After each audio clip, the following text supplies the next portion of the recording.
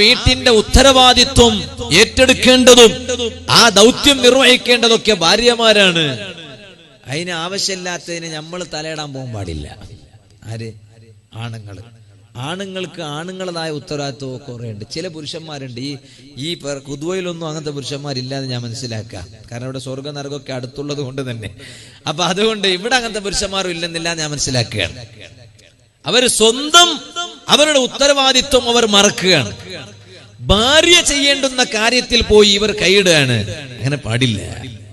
ഒരു പെണ്ണിന്റെ ബാധ്യതയാണ് ഭർത്താവിന്റെ വീട് സംരക്ഷിക്കുക. എങ്ങനെയാണ് ഭർത്താവിന്റെ വീട് സംരക്ഷിക്കേണ്ടത്? ഒന്ന്, വീട് നല്ല വൃത്തിയിൽ വെക്കണം. അത് ഭാര്യയുടെ ഉത്തരവാദിത്വമാണ്. അത് ഭാര്യക്ക് ഭർത്താവിനോട് എന്ത് പറയാൻ പറ്റൂല. ഞാൻ കുറെ അടിച്ചു വാറുന്നു, നിങ്ങളും കുറെ അടിച്ചു വാരി എന്ന് ഭർത്താവിനോട് പറയാൻ പറ്റൂല. അത് നിങ്ങളെ ദൗത്യമാണ്. ഭർത്താവ് ചിലപ്പോ ഭർത്താവിന്റെ ഔദാര്യം കൊണ്ട് ചെയ്താൽ നല്ല തന്നെയാണ്. മുത്തനബി സല്ലല്ലാഹു അലൈഹി വസല്ലം തങ്ങൾ അങ്ങനെ ചെയ്തിരുന്നു വീട്ടില്. ഒരു ഭാര്യയുടെ അധികാര പരിധിയിൽപ്പെട്ടതാണ് ഭർത്താവിന്റെ വീട്. ഭർത്താവിന്റെ വീട് അധികാര പരിധിയിൽപ്പെട്ടതാണ് എന്ന് പറഞ്ഞതിന്റെ അർത്ഥം എന്താണ്? ഭർത്താവിന്റെ വീട് നല്ല വൃത്തിയിൽ വെക്കണേ. ചില വീട്ടിൽ കയറിയാൽ നമുക്ക് മനസ്സിലാക്കാൻ കഴിയും ആ വീട്ടിലുള്ള സ്ത്രീകൾ എത്ര വൃത്തിയുള്ളവരാണ്. വേറെ ചില വീട്ടിൽ കയറിയാൽ മനസ്സിലാക്കാൻ കഴിയും ഈ വീട്ടിലെ സ്ത്രീകൾക്ക് തീരെ വൃത്തിയില്ല. എന്തേ കാരണം? ഒരുപാട് പഴക്കം ചെന്ന ചില വീടുകൾ ഉണ്ടാകും. പഴയ വീടുകളാണ്. ചിലപ്പോ 60 വർഷങ്ങൾ പിന്നിട്ടിരിക്കും ആ വീടിന്. എത്രയോ വയസ്സായിരിക്കും ആ വീടിന്. പക്ഷേ ആ വീട് നല്ല വൃത്തിയുള്ള വീടാണ്. എന്തേ കാരണം? ആ വീട്ടിലെ ഉമ്മ പെങ്ങന്മാർ ആ വീട് അത്തറ കണ്ട് വൃത്തിയിൽ വെച്ചിട്ടുണ്ട്. വേറെ ചില വീട്ടിൽ കയറി നോക്കിയാലോ ആ വീട് ഉദ്ഘാടനം ചെയ്യപ്പെട്ടതിന് ശേഷം ചിലപ്പോ 2 വർഷം മാത്രമേ പിന്നിട്ടിട്ടുള്ളൂ. പക്ഷേ ആ വീട്ടിൽ കയറിയാൽ കിച്ചൺ ഏതാണെന്ന് അറിയില്ല, ബെഡ്റൂം ഏതാണെന്ന് അറിയില്ല, ടോയ്ലറ്റ് ഏതാണെന്ന് അറിയില്ല, ഒന്നും അറിയില്ല. കൺഫ്യൂഷൻ ആയി പോവാ. എന്താ കാരണം? ബെഡ്റൂമിൽ ഉണ്ടാകേണ്ടുന്ന തലയണ കിച്ചൺ റൂമിലാണ്. കിച്ചൺ റൂമിൽ ഉണ്ടാകേണ്ടുന്ന ഫ്ലാസ്കും ഗ്ലാസും സ്പൂണും പിന്നെന്താ പറയാ, പിഞ്ഞാനോന്നാ. നിങ്ങൾ ഭാഷ എനിക്കറിയില്ല, ഞാൻ നക്കണിക്കാരനായതുകൊണ്ട്. നിങ്ങൾ മലയാളിയല്ലേ. അപ്പൊ ഇതൊക്കെ കാണാം. എവിടെ? അടുക്കളയിൽ ഉണ്ടാകേണ്ടുന്ന സാധനമൊക്കെ എവിടെയാ? ബെഡ്റൂമിലാണ്. പിന്നെ ടോയ്ലറ്റിൽ ഉണ്ടാകേണ്ടുന്ന പലതും അത് നോക്കുമ്പോ അതും ബെഡ്റൂമിലാണ്. സുബ്ഹാന ജല്ല ജലാലു. ചിലപ്പോ ഭാര്യയും ഭർത്താവും വീട്ടിൽ പ്രശ്നം ഉണ്ടായപ്പോ ഭാര്യ ബെഡ്റൂമിലുള്ള തലയണ പിന്നെ ഭർത്താവ് ബെഡ്റൂമിലുള്ള തലയണ എറിഞ്ഞതാ. ഭർത്താവ് പലപ്പോഴും ബെഡ്റൂമിലാണ് ഉണ്ടാവുക. ഭർത്താക്കന്മാര് തീരെ പോകാൻ മനസ്സ് കാണിക്കാത്ത ഒരു സ്ഥലമാണ് കിച്ചൺ, അടുക്കള. അപ്പൊ അതുകൊണ്ട് ഭർത്താവിന്റെ ബെഡ്റൂമിൽ നിന്ന് തലയണ എടുത്തിട്ട് ഭാര്യക്ക് അങ്ങ് എറിയാണ്. ഭാര്യ അടുക്കളയിലാണ്, കിച്ചണിലാണ്. അപ്പൊ ഭാര്യ എന്ത് ചെയ്തു? അടുക്കളയിലുള്ള പിഞ്ഞാനം എടുത്തിട്ട് ഭർത്താവിലേക്ക് അങ്ങ് എറിഞ്ഞു. ഭർത്താവ് ബെഡ്റൂമില്ല. പലപ്പോഴും അങ്ങനെയാണ് അത് സംഭവിച്ചിട്ടുള്ളത്. അപ്പൊ ഞാൻ പറഞ്ഞത് അത് കണ്ടാ മനസ്സിലാക്കാൻ കഴിയും ഈ വീട്ടിലെ പെണ്ണ് ശരിയില്ല. നല്ല വൃത്തി വേണം. അത് വീട് വൃത്തിയായി വെക്കേണ്ടുന്ന ഉത്തരവാദിത്വം പെണ്ണിന്റെതാണ്. അതാണ് നബി സല്ലല്ലാഹു അലൈഹി വസല്ലം തങ്ങൾ പറഞ്ഞത്. ഉമ്മാ,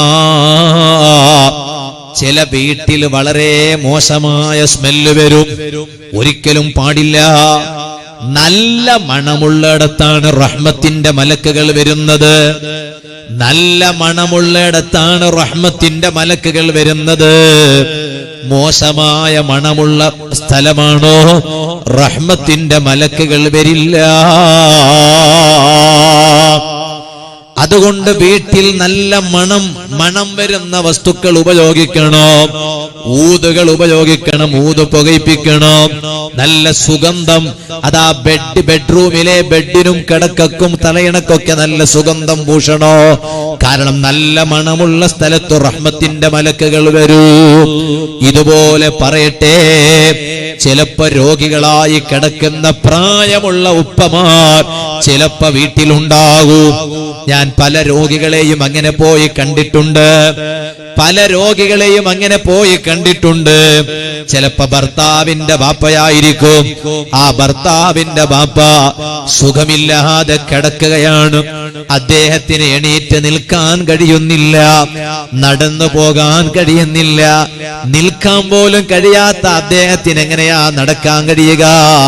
അദ്ദേഹം കിടന്ന കിടത്തത്തിലാണ്. വർഷങ്ങൾ പിന്നിട്ടിരിക്കുന്നു കിടന്ന കിടത്തത്തില്.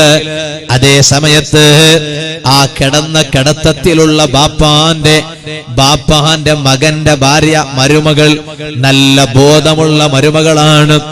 ആ ബാപ്പ സ്വന്തം ബാപ്പയല്ല, ഭർത്താവിന്റെ ബാപ്പയാണ്. പക്ഷേ ആ മരുമകൾക്കറിയാം ഇത് എന്റെ സ്വന്തം ബാപ്പയല്ലെങ്കിലും എന്റെ ഭർത്താവിന്റെ ബാപ്പ എന്റെ ബാപ്പക്ക് തുല്യമാണ്. എന്റെ ഭർത്താവിന്റെ ബാപ്പ എന്റെ ബാപ്പക്ക് തുല്യമാണ്. അതുകൊണ്ട് ചിലപ്പോൾ വർഷങ്ങളോളമായി കിടന്ന കിടത്തത്തിൽ കഴിയുന്ന അമ്മോഷൻ, അതായത് ഭർത്താവിന്റെ ബാപ്പാന്റെ പുറം ഭാഗത്തും മുതുകിലുമെല്ലാം പുണ്ണായിരിക്കുകയാണ്. അതിലൂടെ രക്തം വരുന്നു, ജലം വരുന്നു. കിടന്ന കിടത്തത്തിൽ മൂത്രിക്കുന്നു, വിസർജിക്കുന്നു. അല്ലാ, ഈ മരുമകളില്ലേ, ആ മരുമകൾ ആ അമ്മോശനെ വൃത്തിയാക്കുന്നു, ആ അമ്മോശനെ കുളിപ്പിക്കുന്നു, അമ്മോശന് അതാ പൗഡർ ഇട്ട് കൊടുക്കുന്നു, അമ്മോശന്റെ മുറിയിൽ സുഗന്ധമിടുന്നു. എന്തേ കാരണം? അമ്മോശൻ ഏത് സമയത്തും മരിക്കുമെന്ന് പറയാൻ പറ്റൂല. എന്റെ ഭർത്താവിന്റെ ബാപ്പ ഏത് സമയത്ത് മരിക്കുമെന്ന് പറയാൻ പറ്റൂല. ആ ബാപ്പ കിടന്ന കിടത്തത്തിലാണല്ലോ. അസ്റായീൽ അലൈഹിസ്സലാം ഏത് സമയത്ത് റൂഹ് പിടിക്കുമെന്ന് പറയാൻ കഴിയില്ല. അതുകൊണ്ട് എന്റെ ഭർത്താവിന്റെ പിതാവിന്റെ റൂഹ് പിടിക്കാൻ വേണ്ടി അസ്റായീൽ അലൈഹിസ്സലാമും റഹ്മത്തിന്റെ മലക്കുകൾ വരുമ്പോ ഈ ദുർനാറ്റം കാരണമായി റഹ്മത്തിന്റെ മലക്കുകൾ ഓടിപ്പോകാൻ പാടില്ല. നല്ല മണമുള്ളത് അവിടെ ഉപയോഗിക്കുകയാണ്. ആ വീട്ടിലെ വെളിച്ചമാണ് ആ മരുമകള്, ആ വീട്ടിലെ വെളിച്ചമാണ് ആ മരുമകള്. ആ മരുമകളാണ് ഭർത്താവിന്റെ പിതാവിനെ വൃത്തിയാക്കി വെക്കുന്നത്. അത് ആ വീട്ടിലെ പെണ്ണിന്റെ ബാധ്യതയാണ്. ഞാൻ എല്ലാരോടും പറയുന്നു, ചില വീട്ടിലുണ്ടാവും പ്രായം ചെന്ന് കിടന്ന കിടത്തത്തിൽ ഇപ്പം മരിക്കും എന്ന രൂപത്തിലൊക്കെ ഉണ്ടാകുന്ന രോഗികളുണ്ടാകും.